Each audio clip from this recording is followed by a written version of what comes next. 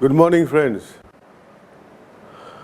If you recall, we were trying to find out the expression for those partial derivatives which were required to model the perturbed aerodynamic forces and moments.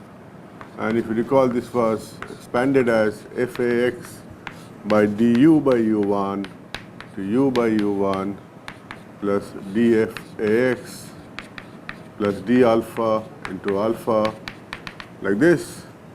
Similarly, this was dfax az by du by u1 to u by u1 plus df az by d alpha into alpha, and then q terms, alpha dot terms. And similarly, for pitching moment, we expanded it like this: dm by du by u1 into u by u1 plus dm by d alpha into alpha plus terms with q, alpha dot, and delta E, right? We have so far completed these u derivatives. The expression for u derivatives are known, and we realize that if I know the aerodynamic characteristics, then I will be able to find out the values of these derivatives: dfax by du by u1, dfaz by du by u1, dm by du by u1.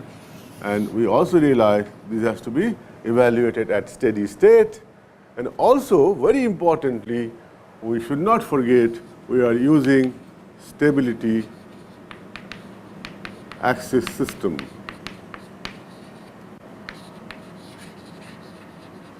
Because the perturbed equation motion were simplified using stability axis system. So it is important we again try to understand what is a stability axis system. Let's say this is the airplane.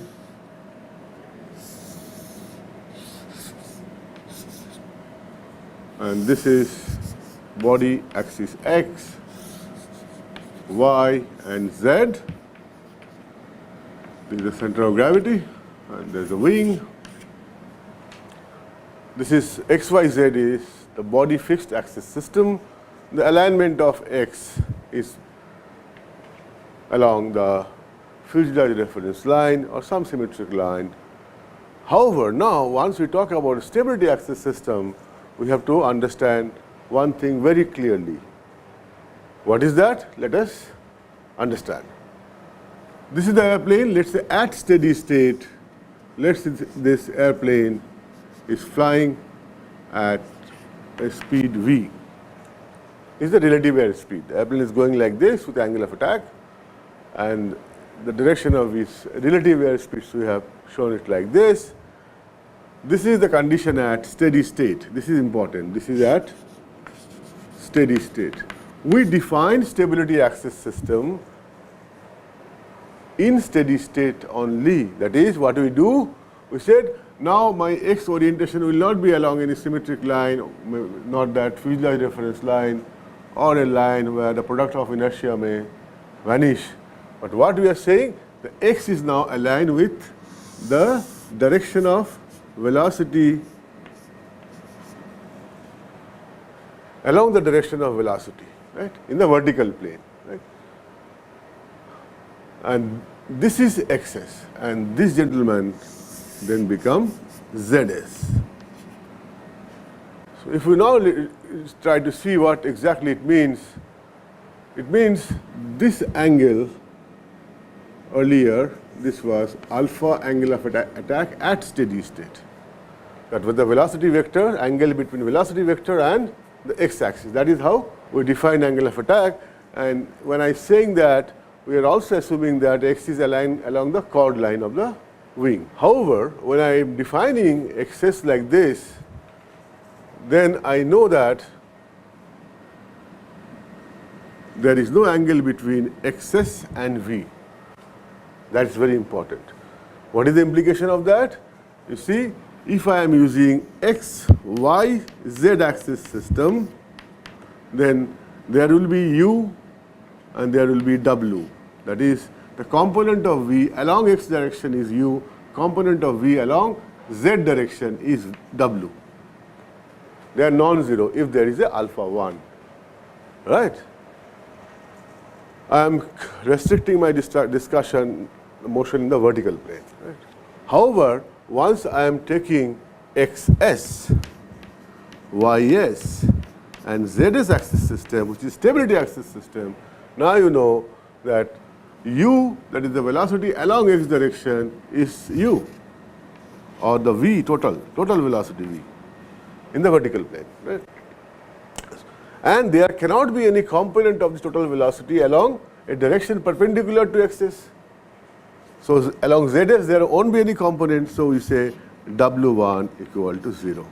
And this v is the v total, which is nothing but u along the stability axis system. Correct? So the advantage we get is that w1 is 0 when I am using xs, ys, zs.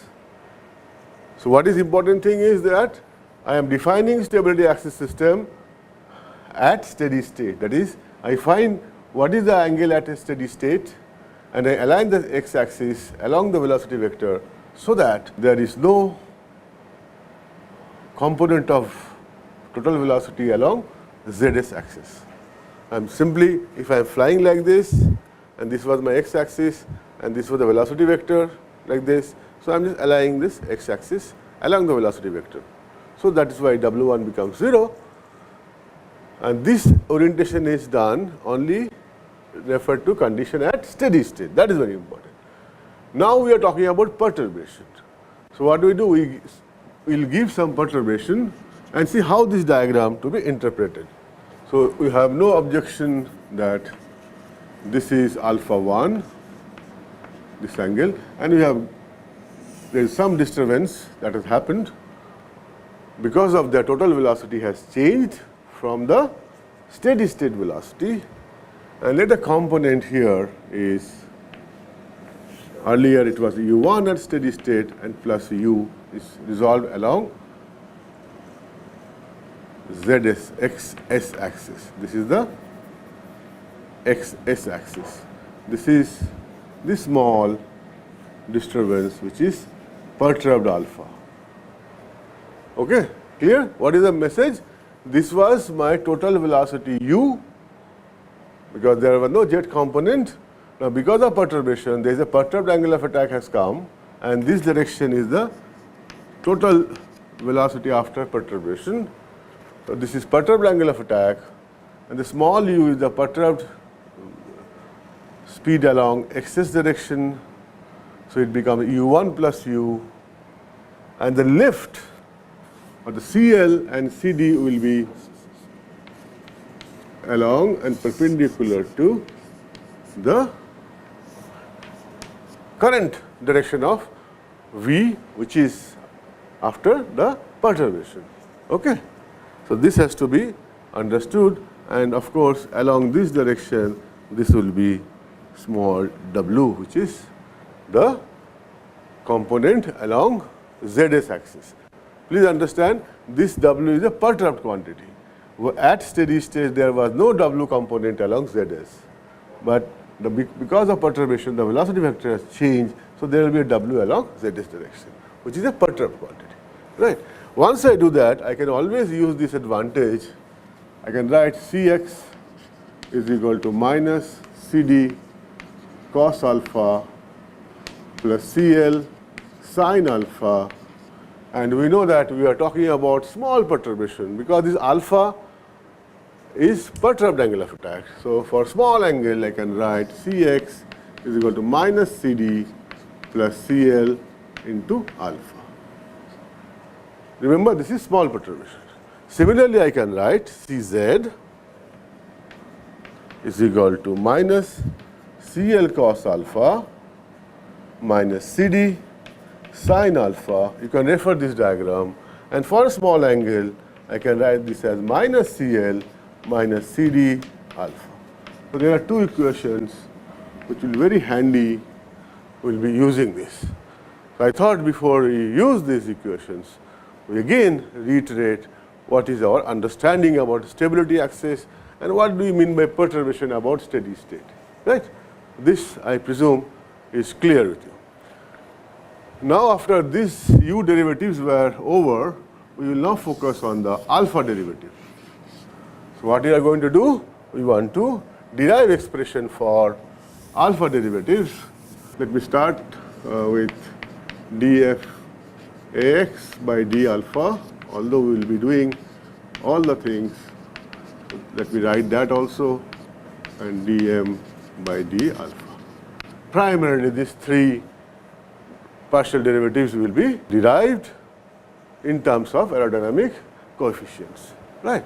So let me start with dfx by d alpha. So let us take dfax by d alpha, and the procedure is similar to what we write. Fax is q bar scx. So dfax by d alpha will be equal to dcx by d alpha into q bar s. But we know that we have to derive this expression dfx by d alpha at steady state.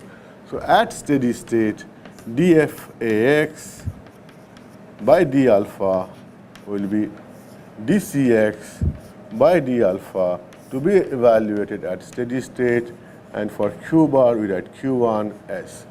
What is this? The initially when you wrote q bar is what? Q bar was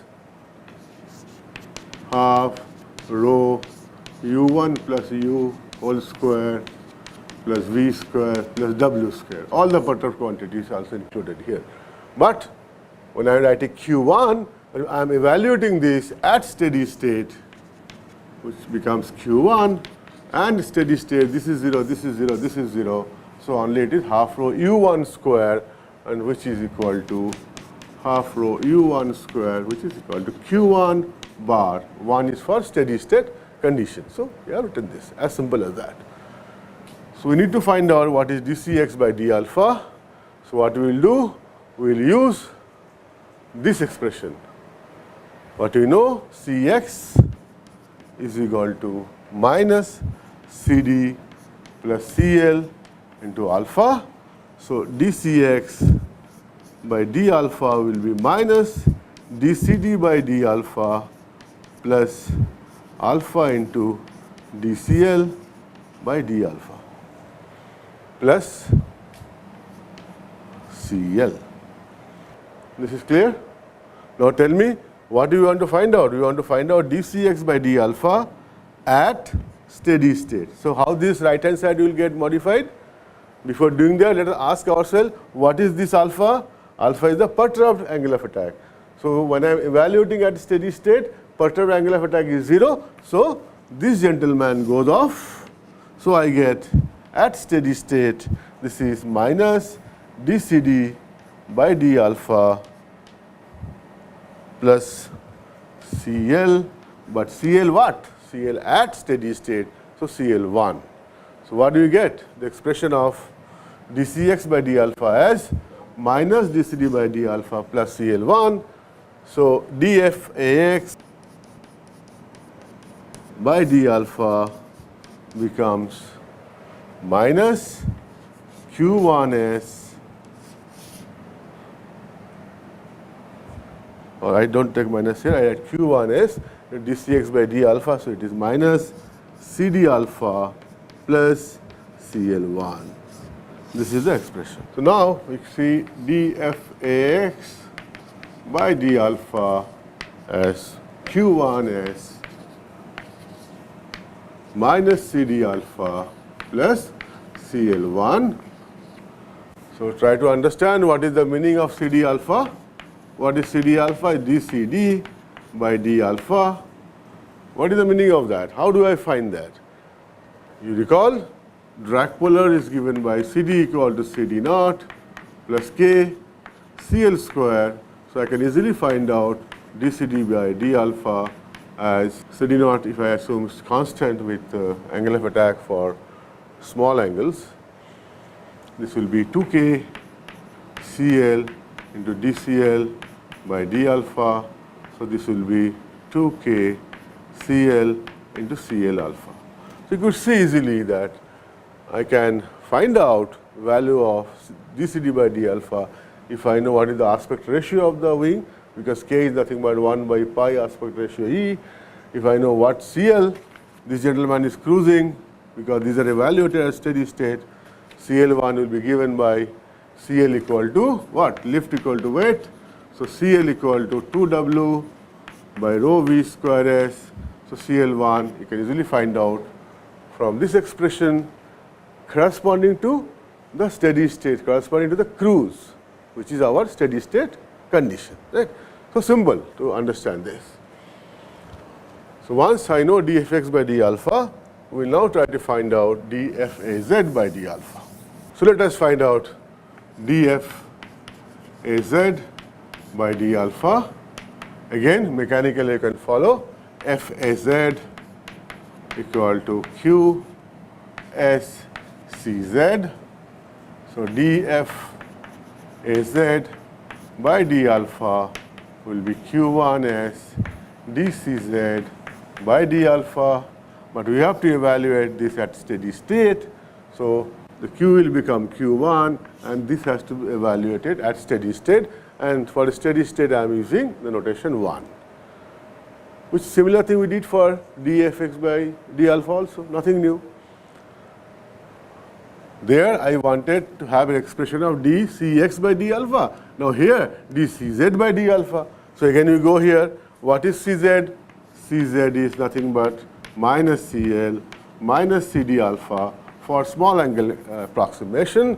So you can find out dCz by d alpha with minus dCl by d alpha minus CD minus alpha into dCd by d alpha. Simple derivation. I am just taking a derivative both sides with respect to alpha. So dCz by d alpha at steady state, this becomes CL alpha minus sign at steady state minus CD1, and this, because at steady state alpha equal to 0, so this goes, so this is minus CL alpha minus CD1. This is dCz by d alpha. I can remove this alpha 1, CL alpha is CL alpha, lift up slope of the whole airplane. So once I know this, then dfaz by d alpha will look like this, q1s into minus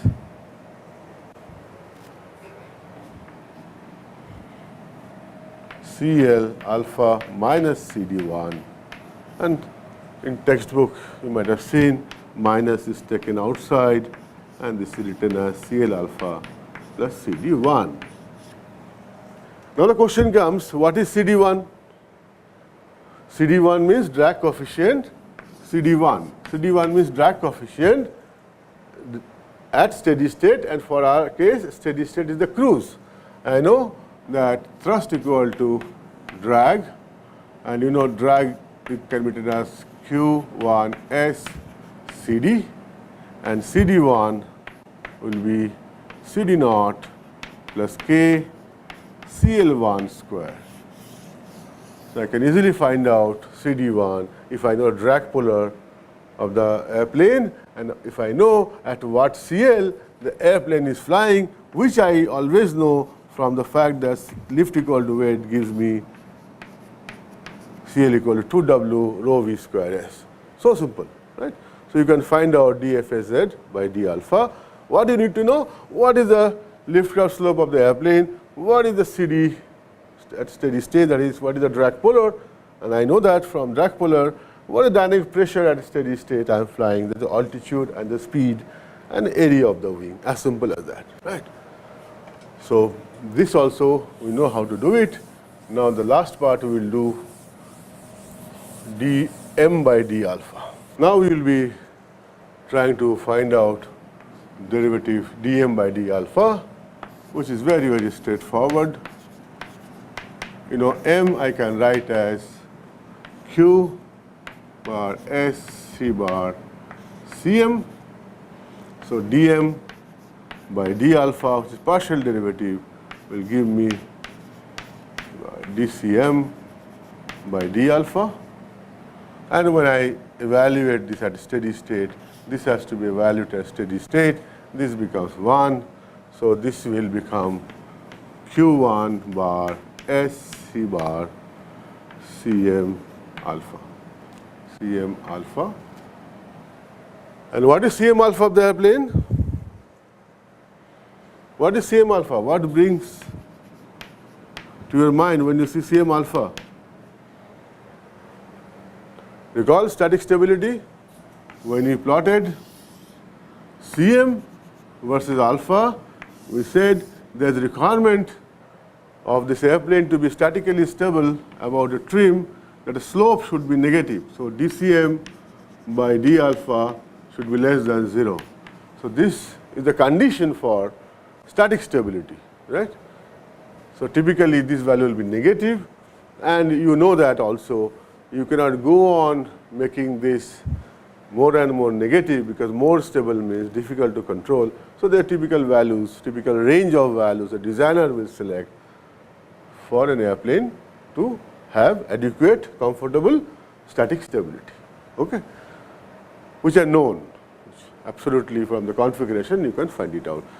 So again, I know how to calculate dm by d alpha if I know dynamic pressure, area, mean aerodynamic chord, and derivative Cm alpha, right, which is also linked to static margin. You remember that, okay? Because roughly we remember dCm by dCl is approximately equal to minus static margin, right? So you can easily find out dCl dCm by d alpha using this, right? Because dCm by d alpha I can write as dCm by dCl into dCl by d alpha, which is nothing but Cl alpha, and dCm by dCl is nothing but static margin, 10% static margin, 5% static margin, 15% static margin. So all these things are known to a designer before he starts the design, and is a typical number, okay? So we are comfortable in finding expression for alpha derivatives. In the next class we will go for alpha dot and q and delta derivatives, okay? Thank you very much.